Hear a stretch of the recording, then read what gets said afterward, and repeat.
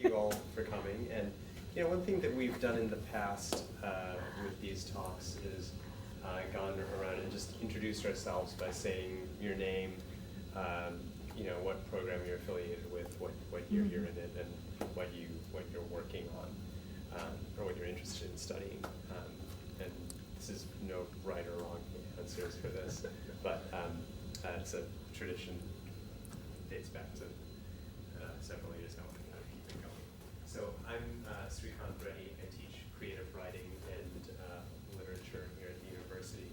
My nickname is Chiku. That's what everybody calls me. Turn me on. And Turn me on because I'll be speaking. I do developing heritage I just turned it on. poetry. And this with Marjorie also we have some to know that. Well, then we're all well met, at least until this point. Maybe I will change things for the worse, I hope.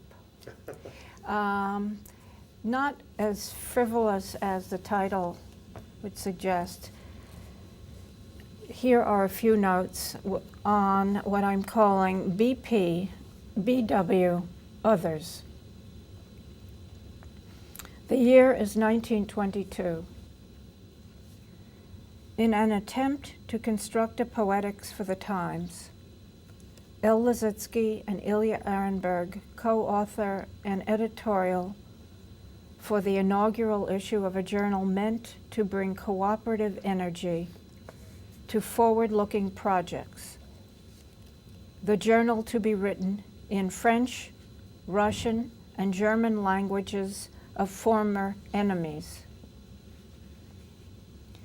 Objectivist Gegenstand is the journal in question. The poetics is constructivism. There are those who, in their avidity for building a modern society, insist on the utility of all manufactured things. In this view, furthering the new society can take place only insofar as there is a purge of artifacts informed of other intentions, as these artifacts came into being through ideologies wrong from the start. Objectivist Gegenstand argues otherwise. Cultural heritage need not be destroyed to prove a point. Co-editors Lissitzky and Ehrenberg proclaim the blockade of Russia is coming to an end. And so, to effect change within and influence the West without, they say, the USSR needs to show its strengths and capabilities, not in isolation, but in dialogue with Europe. Precisely now. For this purpose, Pushkin and all else since will serve to manifest a show of cultural strength. And so, as much as the Soviet system is intent on constructing a modern society by engineering social change, that new society is incomplete unless it propagates a literacy beyond mere use. Apart from airplanes and factories run through electricity, those works of utility for the new society, the editorial concludes, poems are deemed certainly necessary. What then is the object? Whether airplane or poem, the object is a structure that recognizes organized social forces, they would argue. So the poetics of constructivism do not disdain aesthetics as productivism did, but rather concern reconceiving the object through design principles. In poetry generative of, quote, clarity, economy, and proportion, write Lissitzky and Ehrenberg, design experimentation is hardwired into social program. Abstraction is elevated, as are sign systems favoring social discourse in which equitable relations are writ large. Some of this constructivist ideology is presupposed in American objectivist poetry. Think of Williams, Zhukovsky, Niedecker, Opp, and Reznikov. Constructivist ideology informs the rules of engagement also for at least a more recent few who affiliate with language poetry. One of these considers his work rigorous. Another considers his work charming. One whom some were following was certainly one who was sometimes rigorous. Someone following one was certainly some of the time. Furthermore, it may be said that tactics also comes to the foreground in a poetics of some of the language poetry. Poetry informed through experimental approaches to rendering language opaque, and that for a few of these poets, some deriving from constructivism, some not, transposed discourses also enter into the theory and practice of poetry. Or rather than poetry, verbal artifacts, as I said last night, which is my default position for that experimental zone for which we have yet to have a name, or which unnames itself.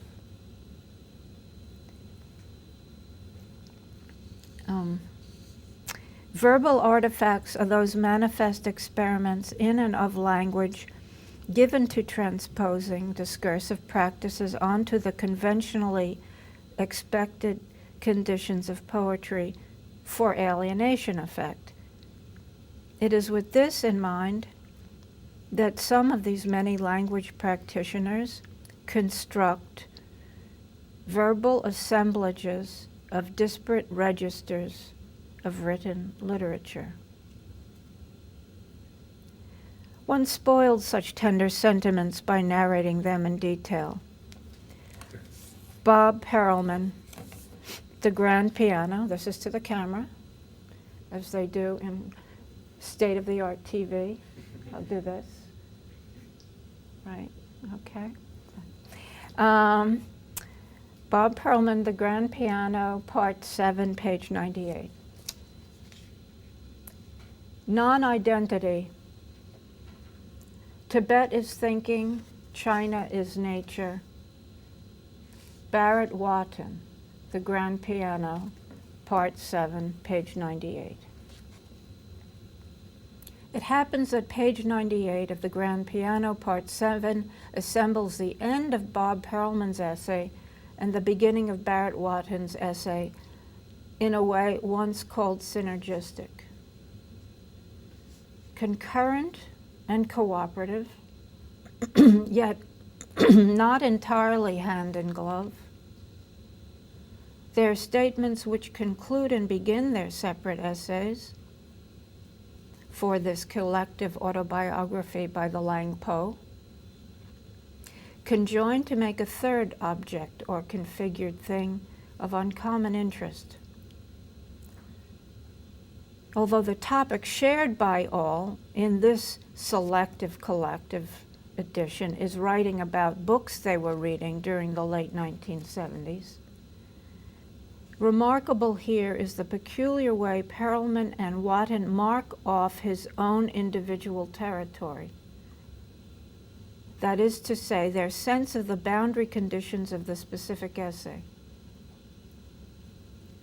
Perelman has expended calories speaking to his patterns as an autodidact who had encounters of a kind with Stendhal's novel The Red and the Black. Encounters conspicuously marked by avoidance and approach. Perelman tracks his hesitations more closely than his enthusiasms, and yet his eventual engagement with the novel as youthful object is real. The end and close, however, could be Stendhal's or Klebnikov's, for that matter, saying in effect, it's all a joke. Parody? The title of his piece, Détourned from Stendhal, as Perelman says of himself, is Notes on Memoir Revisited, or considering the excavation of those words from his title, Not Me Revisited. Non-identity, Watten's essay, is reinscribed partly through Adorno, which we could get to in the discussion, by revisiting a poem and performance piece called Tibet, first written in 1972 and subsequently performed with music, recently published on Ron Silliman's blog. Watten's Tibet is now referred to again, this time by way of an epigraph to his essay on self-contradiction, conflicting ideological positions, and antithetical cultural relations within the emergent poetic self. In a footnote, Watten writes, and I'm quoting him, the poem is a meditation on, meditation on meditation on identity, split between identifications with China as politics and Tibet as culture, with the non-identical poet turning to language as a result. Those are his words. Apart from social theory, Watten's reading derived from his interest in other poets' writings. I'm now talking about how he reflects on the 1970s, and some quite antithetical to his own. Kit Robinson's The Dolch Stanzas, yet also what he then took to be Robert Duncan's self-parodies. Kenneth Koch's When the Sun Tries to Go On. And for sure, Ron Silliman's writing.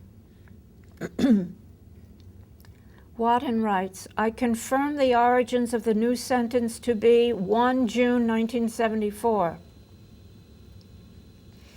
In his retelling, Watten's memory album displays many snaps of much else, music heard, performances seen, which, however much may be rendered in the telling, remains admittedly partial and incomplete. What both Perelman and Watten project is life as a work in progress. And they find the rhetoric to express that state of affairs. What Perelman and Watten also project is life as iteration. That's why the slip on mediation here. Are they practicing their own recuperative historicism? An argument can be made for the mythologizing of all memory. Individual, yes, but national also. And Frederick Jameson has done just that in his well-known and disputed account of Perelman's poem China. The opening lines of Perelman's verbal artifact read, we live on the third world from the sun. Number 3. Nobody tells us what to do. The people who taught us to count were being very kind. It's always time to leave. If it rains, you either have your umbrella or you don't. The wind blows your hat off. The sun rises also. I repeat, for a few of these poets, some deriving from constructivism, some not, transposed discourses also enter into their theory and practice of poetry. Bob Perelman's discursive frame presupposes Russian constructivism, yet also French realism, the sort that hauls its own phrasebook along with it, and interposes mistranslations and ungrammaticalities between experience and understanding. It is a scripted discourse, and not unlike the following. Ambition, always insane unless it is noble. Ambitious. In the provinces, anyone who gets himself talked about. I'm not ambitious means selfish or incompetent. America, fine example of injustice. Columbus discovered it, and it is named after Amerigo Vespucci. If it weren't for the discovery of America, we wouldn't have syphilis and phylloxera. Praise it all the same, especially if you have never been there. Expatiate on self-government. Flaubert's Dictionary of Received Ideas is unfinished and incomplete. For one thing, Flaubert died before incorporating its self-satisfied ignorance, of which I just read you a sample, its self-satisfied ignorance into the picaresque lives whose misadventures constitute the novel Boulevard and Pécuchet.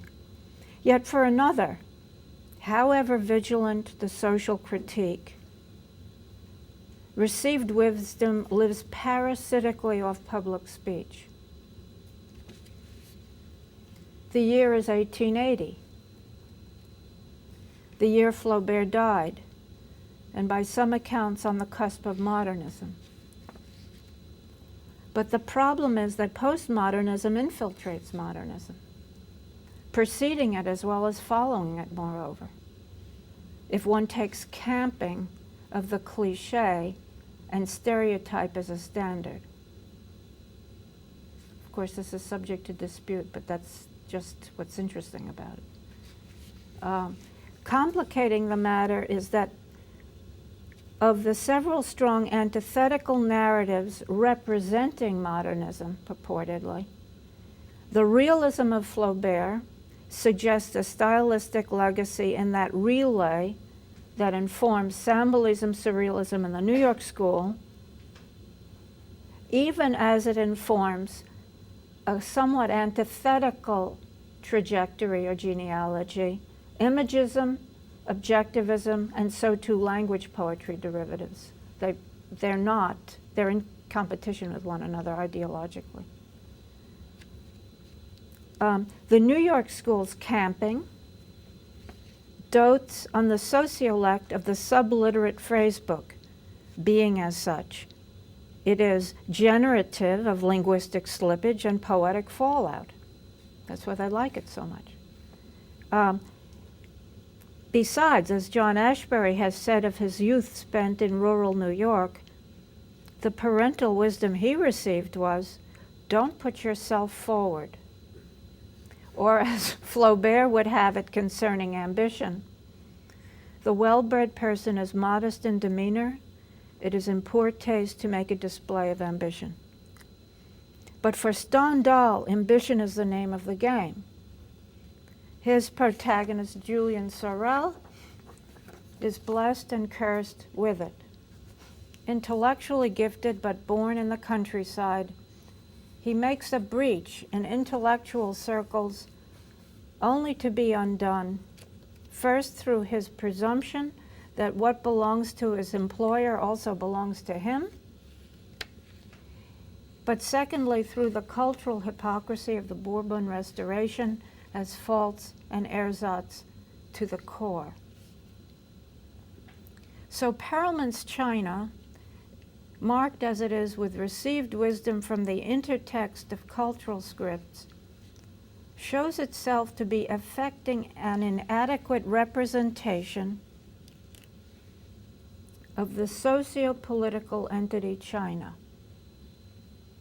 In this mediated circumstance, China remains inaccessible to knowledge. And Perelman reads his confession of inadequacy of response as experienced through his self-conscious, farcical account of reading The Red and the Black to improve himself. For as he confesses, little, if anything, of the Stendhal book is recalled, but much in the way of the effect of the books having been read by someone else. Some time ago, the online magazine Jacket 39 published a feature on Bob Perelman's writing and poetics, to which I contributed a response, since augmented. I shall close by reading the augmented verbal artifact to you. For best results, try sound of street sweeper accompanying sight of school bus traveling down 9th Avenue. Woman waiting, man entering right, woman exiting left. Brecht, men rowing side by side. Man reading on bench removes himself to next bench, looks back at bench as if to explain that the sun, not my presence, caused his move. Side by side. Or that I had wanted to compare Barrett Watten's 3 with Brecht's Conversations Rowing, translated by Edwin Morgan, but had not the time to do so. End. Or that non-identity offers an alternative to the reciprocity with which Brecht's Conversations Rowing endows a type. What is China if Watten's footnote to Tibet is structuralist? China reserves a sociolect, Perelman's. China's China is orientalist even to itself, in paper stock and typeface that make albums arcades of self-presentation. Not, non, unbeing, render states incommensurable. China stares at a wall. End. American ending. Elderly woman wheeling shopping cart sits down. She wears sunglasses, the frames of which construct 2009. Sits down, gets up, walks away.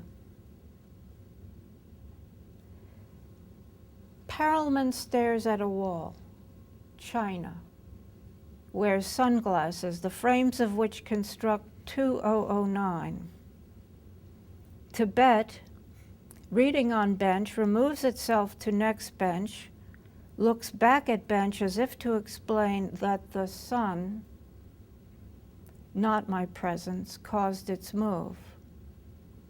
Watten sits down, gets up, walks away. Perelman is orientalist even to himself. In paper stock and typeface, Watten. China makes arcades of self-representation. Tibet is album entitled Footnote to Tibet. What is China? Perelman reads on bench, removes himself to the next bench. Watten looks back at bench as if to explain Tibet caused his move. Tibet, non-on-being. Perelman's China renders states incommensurable.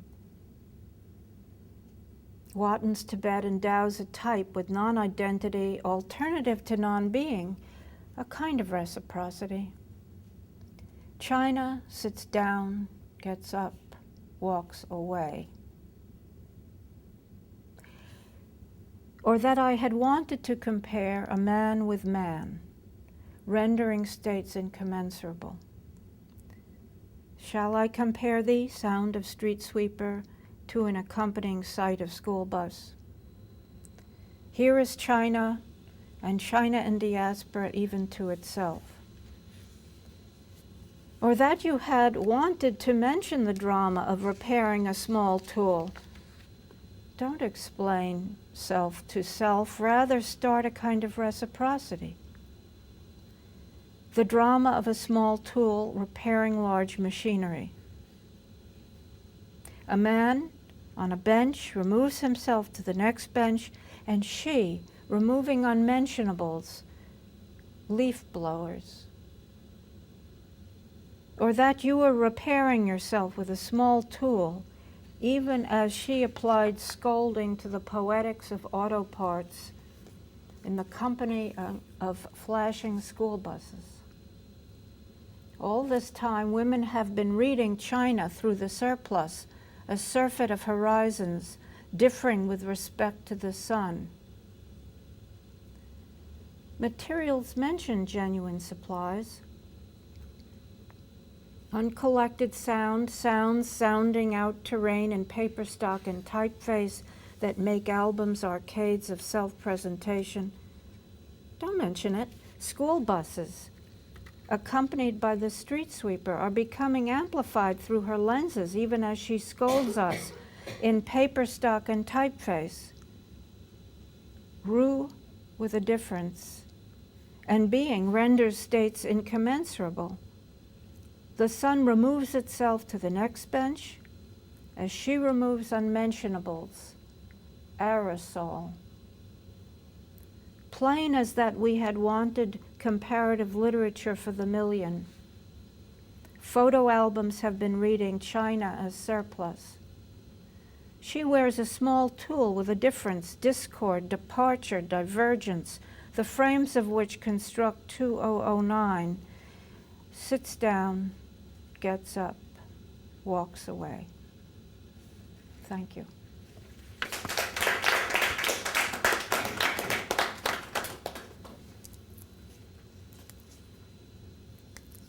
we have time for questions, maybe slightly abbreviated from our usual session because of flight. Well, I'm not leaving in 20 minutes, so Yes, we can so have we do 20. yeah. Sometime.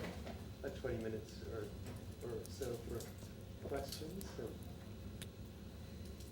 comments. I presupposed for this crowd knowledge of the grand piano, or certainly language poets. You know, I'm speaking to my intimates here, even though I don't know you. I know you're my intimates, so that's what I had built this little presentation on. Although if there are questions about those questions as well. Yes, Judy. One of the quotes that we read from their Latin, I didn't get it all. It said something like, the poem, this was where you said the poem is a mediation. The poem is a meditation on identity, split between identifications. And then at the end of the quote, there was a little space and there was something in there that I missed. And then it said, and turning to language as a result. Okay. And I'm interested in what you think of that last part of, like, what is that? So you turn to language as a result of experiencing these incommensurable splittings and so How do I interpret Watton's stance on this? Is that what? One answer may be too obvious, and that has to do with language poetry ideology, which presupposes that language is a cultural construct. I know that's banal, but I think what they are presupposing is that that language is not a logic, it's a rhetoric, and that's one of their axioms. And that in lieu of getting to the real China or the real Tibet, we have these fallback positions, some of which indeed are linguistic and other cultural symbolic forms.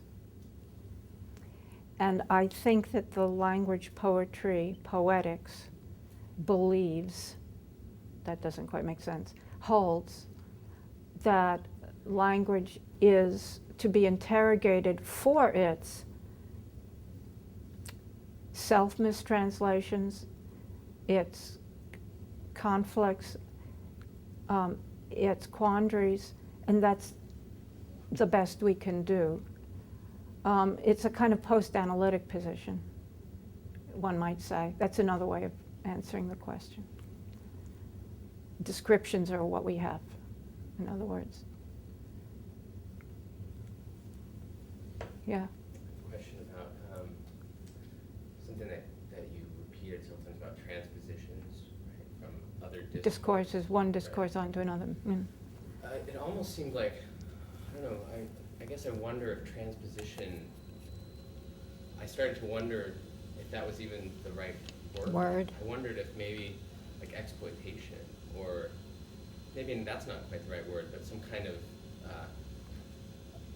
borrowing isn't violent enough. You know what I mean? But there's some kind of well, the parody, cannibalization. then, yeah, parody is, can be an evasion of responsibility. Yeah. I'm leaping ahead, but I think I'm in the zone of your question. Well, I was going to move on yeah. and ask about whether you could say something specifically, and whether, I mean, you can tell me if I'm on the wrong track, but if you could say something specifically about, I mean, I know you did talk about ambition and camping in relation to one another, and I think this has to do with the kind of turn against a tradition, right, that does invade, but I wonder, my question is very specific about right now in poetry, and the kind of, like, let's just say poetry in America. I can't do that. No? I can't answer that. No, it's I too just large. think But what I'll try to answer a small portion of all of our quandaries here. Getting back to the first point, which I think is valuable. Is it a gesture of modesty to rely on language where one doesn't have a totalizing narrative or truth, as in, what is China? Or is it yet another, he says détournement, parolement of himself. I would say either discombobulated détournement or dérive. I think he's actually swerving from or drifting away from, in some measure, the quandariness we all feel when we are attempting to know China or some extraordinarily sublime, political sublime, and we can't wrap our minds around it. What is an appropriate response? Worse, what is a poetics to that response? So I see in Perelman a parodic dance which moves toward and away from subjects that are threatening, that he's marked as significant or that one ought to know, to use a Flaubertian way of speaking, but that he, and I'm not disallowing myself, I'm culpable too, that he feels skittish towards, or impotent toward, or inadequate to. I use the word inadequate. And so the parody becomes an instrumentality for that inadequacy. That I do read in this. However, it may be inflected with good faith, bad faith, negotiation on other levels. That's the part of the question I think I can handle a bit. Yeah. So that really usefully elaborates for me Perelman's, the kind of affective kind of flavor of Perelman's China, or his approach to the China problem. Okay. And I think about a third of the way into the talk, there was a kind of Steinian passage, a portrait of two individuals, one of whom was charming, And one the rigorous. other who was serious. Rigorous. Rigorous, yes. Yeah.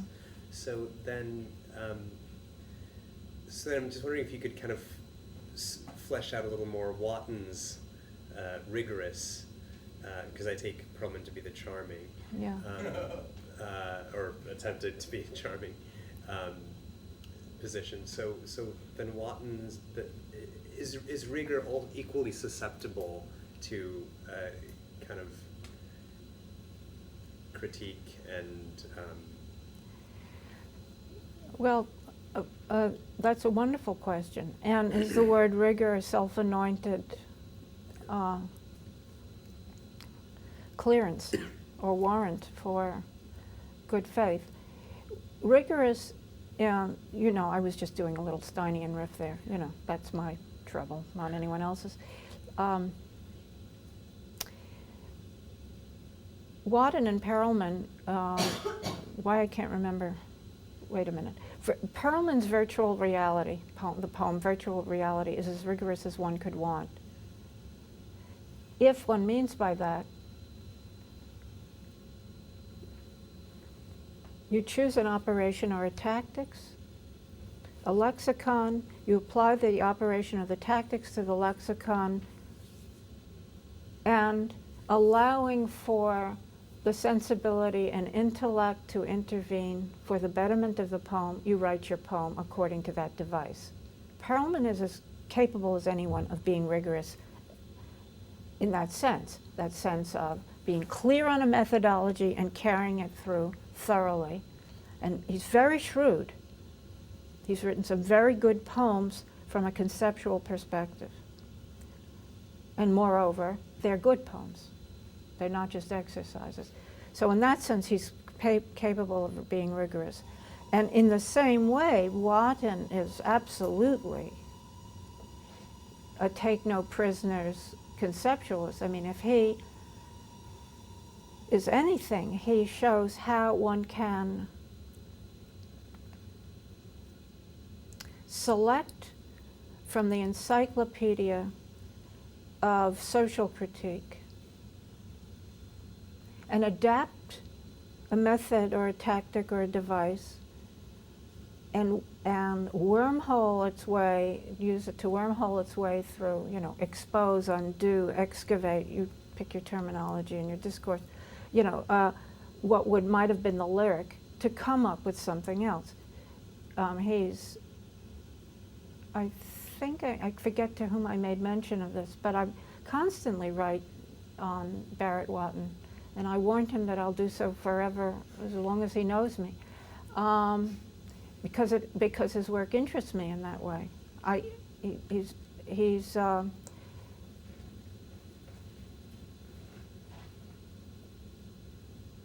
He's rigorous also on a conceptual level.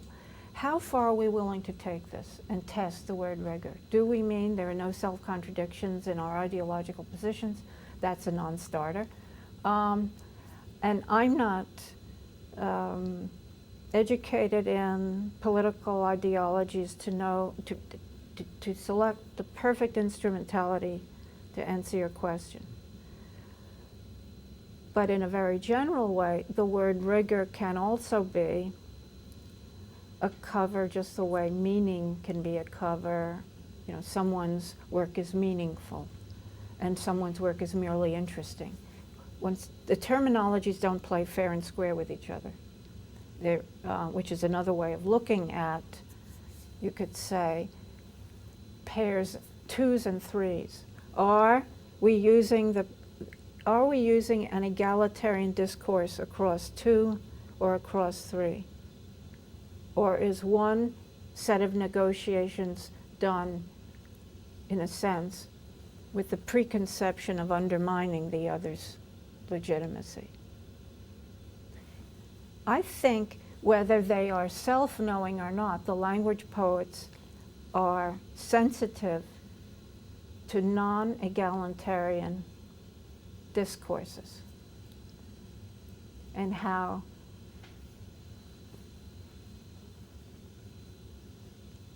investments, or we used to say in the 1940s or 1840s, I forget which, presuppositions, in a sense, dictate our logic or our rigor. But I feel ill-equipped to answer your question in the extent that it ought to be answered. I have a question. You mentioned the relation to Adorno, and I would like to hear what you have to say about that. It seems to me that at least on certain levels, Adorno and the language poets are antithetical to one another. For example, with linguistic constructivism, Adorno would certainly say that syntax is a superstructural phenomenon, right? And that any changes in syntax can only stay at that level.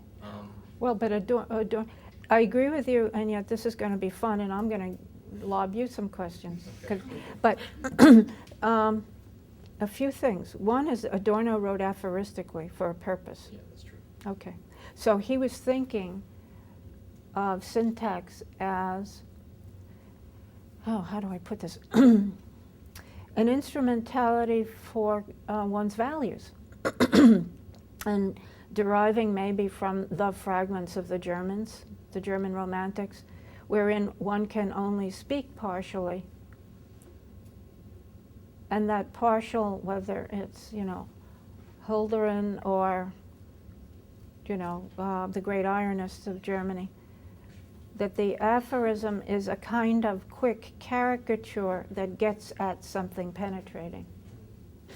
Now, to me, Adorno's head is partly marked there, a kind of liberal imagination that is part poetic, poetry and part criticism. That's where Wotton becomes interested in Adorno. Also, Adorno is a take no prisoners. Wotton loves the take no prisoners policy. And then specifically the phrase non-identity, as you probably can tell me more than I can tell you, is that third term wherein if identity means that the object and the concept are synonymous and the object is usually sacrificed to the concept, in other words, we trade in universals all the time, and the rational mode of discourse is that which deals in exemplary objects proposed to shore up the concept, then non-identity would be those objects inadequate to the concept. And as far as rigor is concerned, Wotton is very rigorous in his affiliation with non-identity in this sense. Our discourse is highly inadequate to our ideas. What would that mean in a public zone, in the sociolect, as opposed to the personal confessional zone? I think the language poets do heroic work there, however flawed their objects might be. I think that's where they're onto something. I also wonder what you would say about them in relation to the notion of aesthetic autonomy in Adorno, because he seems to me really wants to hold on to some sort of autonomous space for the artist, for the poet. And they don't. Yeah, right. No, clearly that's a difference. Clear, true. But the Frankfurt School is, which I only hinted at here, is a way of reading certainly Wotton.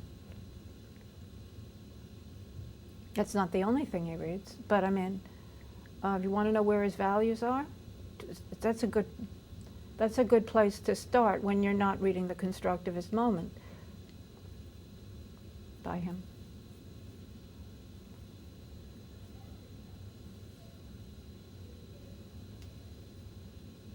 Saw some more hands previously. Please. Hi. Hi. Oh, I just got here late. I was wondering if you might say something about this, where you might stand with the position of the lyric in your work, if there is a stance in there. There seems to be this kind of post-language generation, and for some people, including myself, interest in lyric, going back to lyric.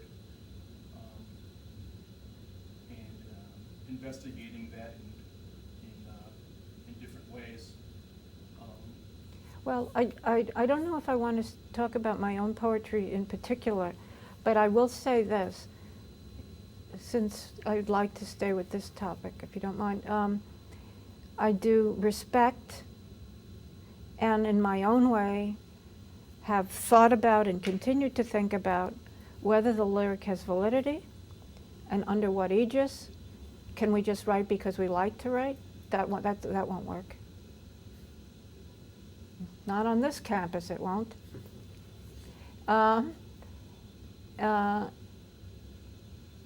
Then, what sorts of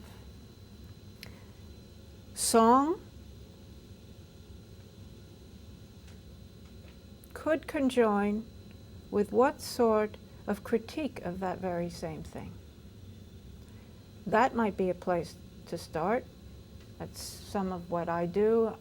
Before becoming interested in the language poets, I had certain experiments in my early books that I thought were doing some of that.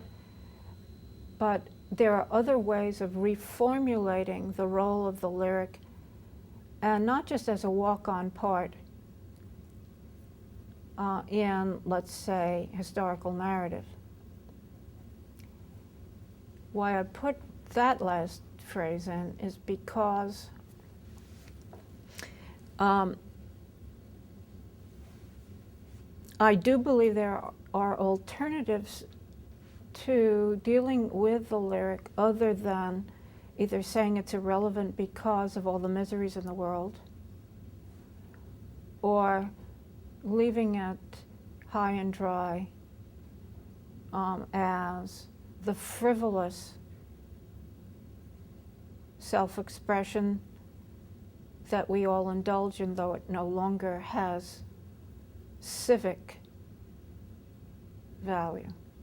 I don't believe those are the only alternatives. I may not have the answer for what the alternative is, but I have read enough good writing to know that there are possibilities for the lyric. Anyway, perhaps we shall bring this power meeting to a close. Yeah. Well, do I see a question? We have maybe if we have one more, and then Okay. the road release. Okay. Yeah, I was thinking more about the discussion on Adorno, and I was wondering if we could maybe triangulate Perelman, Jameson's critique of Perelman's China, and Adorno. And I think Adorno's stance on aesthetic autonomy is a very complex one. And, I can't quite hear you. It's very what? is a very complex one, and it's a non-intuitive one in many ways. And because he wants an aesthetic art object, but not one that's blind to its social determinants, right? Right. It's very much influenced by its social Mm-hmm. determinants. And part of Jameson's critique of Perelman's China is precisely that it has a procedural rigor in the way that we've been discussing it, but the text keeps its readers blind to the techniques underlying it, right? So there's a sense in which the implicit critique of transparency in that poem, which could be read as a kind of adornment unintelligibility, where its difficulty is precisely what puts the subject, the reader, into a dialectically fraught relationship with the object. There's an ethical dimension to Jameson's critique of that position of Perelman, right? That the poem mystifies its own techniques. It's not really unfair with the reader, and there's so I'm very interested in, I think, that aspect of Jameson's critique in the way his sense of an ethics that might be an ethics of reading that might be violated by the kind of self-masking rigor, I guess, of some language poetry. That's very eloquent. I can hardly improve on that, really. I can only riff on that. Yeah, I mean, I'd be interested. No, well, I will give us all a rhetorical question. Building on that, does Perelman presuppose that his readers are either other language poets for whom the language would not be opaque but transparent, or the larger modernists group of all of us who come with resources of critique or an inquiry and investigation, so that if we don't understand one poem, that's not a big deal. We understand that the language of poetry is its own rule governing, it's self-made, self-reflexive is not a fashionable term, but it will do, self-reflexive logic. And we know that with a little groping in the dark, we might, all of us, become readers of that poem.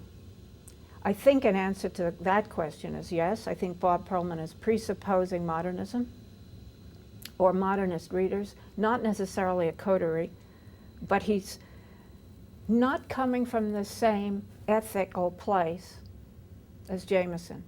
And they're really at loggerheads about whether you're sincere or whether you're insincere, and which of those is the more authentic position. I know that sounds like gibberish, but it isn't. You know, so I think there's an actual dispute. There is an actual dispute, an ideological dispute, perhaps, between them. Yeah. The question of sincerity, at least maybe not authenticity, but sincerity, or sincere use of language is certainly a complex. So he's coming from a Palpian Mm-hmm. Mm-hmm. That actually, this is sort of what I was trying to get at my first question. I didn't say very well. Is that when I was asking about the camping and ambition, that I guess I was trying to ask about the degree to which those can really be separated, and how much it might depend on the moment in which they occur.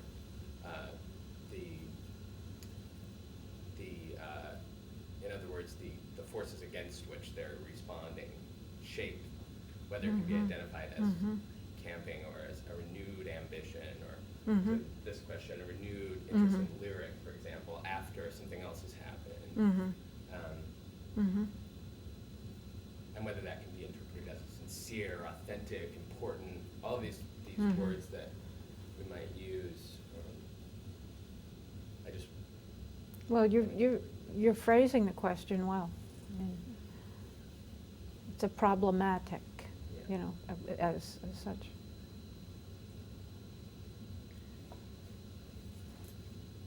I see more. I'm sorry.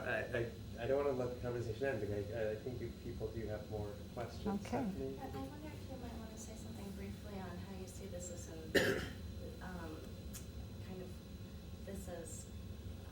contributing to the process of writing the grand piano, which in some ways is set forth as a procedure, and in other ways, like with the kind of diagram at the end, it kind of cycles back to the beginning of your talk with Watton and Roman ending up on the same page. But in other ways, when the process is accounted for, it's talked about as being flexible in the method.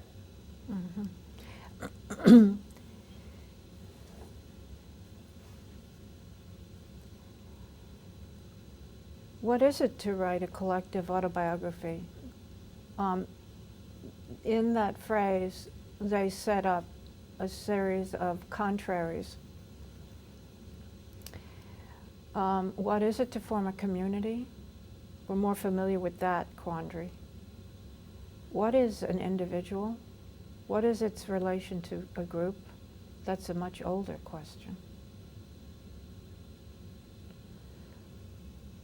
Which has priority, the individual or the group? Cultures have been founded on one or the other. What's honorable about this is that it takes that archaic Neolithic. That's how old that is. At the most recent, it's Neolithic set of terms,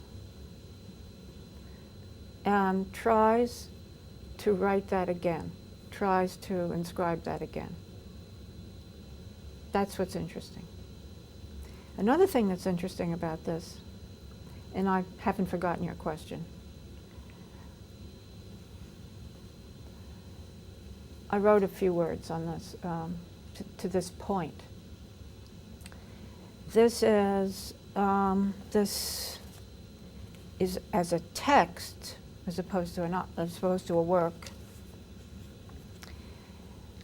This is a rewriting, a reinscribing of the community, this time as a West Coast rather than as an East Coast configuration, with a different whole to which the individual parts relate to each other somewhat differently than they would in the East Coast phenomenon. So for my money, another thing that's interesting about this is the way it does its reparations and indemnities. It may be more successful as a means of compensation or an alternative history that had not quite been accounted for or had begun to be effaced than it is as a collective autobiography as such in its own right. That's one of the ways I read this. It's a kind of negative reading. More to your point, I think, of course, they set out certain rules. We each write essays having to do with an experiment in collective autobiography. That's what its declaration is. That's what its manifest is. Moreover, we confine our collective memory to San Francisco during this time period. That's almost like a Cajun rule, a time. This work will end at, whatever happens within its frame is the work. Whatever happens outside the frame is not. And then they, in order to establish, at least by analogy, an egalitarian formulation, they do the permutation combination thing, where each person gets to be the leader. Another constraint is the topic. Sometimes it's on books or love or something. What is unequal, and quite a bit of a surprise, how so, is not so much the difference in memory, but the difference in commitment to that memory.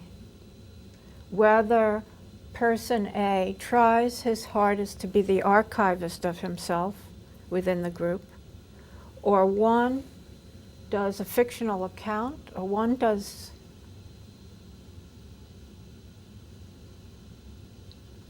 a memoir through a telling detail, and the different degrees to which they're gifted at this. There's a very the essays are very unequal in their interest, in their commitment. I did not expect that scope of difference. Is the intuition ruled out? No. The surprising thing is the intuition or improvisation or ad hoc approach to the essay is actually part of the deal. Though not everyone elects to operate from his intuition to write the essay. But the intuition is not disallowed. I mean, I could go on. I don't think that it's fully successful, whatever that means. I don't think this is the place to do a closer diagnostic, But I see this as also, and finally I'll say, because this is getting tedious to myself at least, in the constructivist moment, Barrett Watton early on speaks of theory death. He gets this term from someone else. And what he means by this is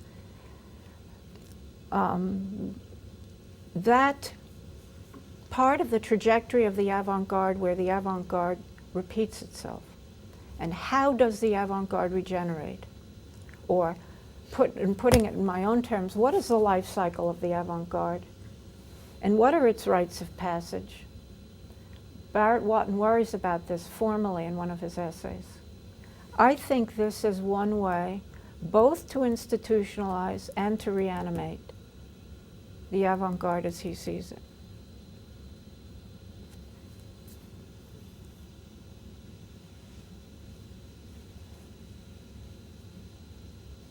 A question in the back, or?